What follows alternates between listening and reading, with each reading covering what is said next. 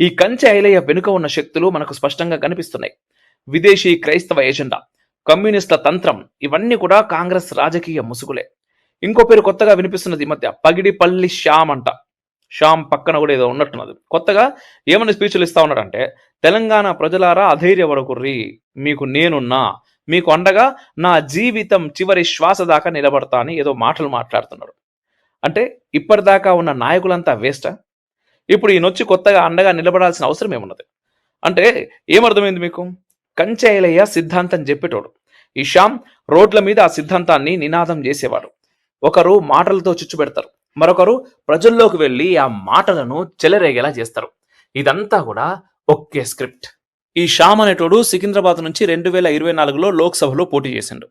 ఏ party నుండో చెప్తే చెప్పులతోడు కొడతారు పోయి. విడుదలై చిరుతైగులు కచ్చి తమిళనాడు రాష్ట్రంలో హిందువులకు వ్యతిరేకంగా పెట్టిన పార్టీ ఇది. ఇది ఏ ఒక్క రోజులో వచ్చిన ఆలోచన కాదు. ఈ తరహా నినాదాలు ఒక పద్ధతి ప్రకారం బిల్ చేస్తారు. డివైడ్ అండ్ రూల్, విభజించు పాలించు.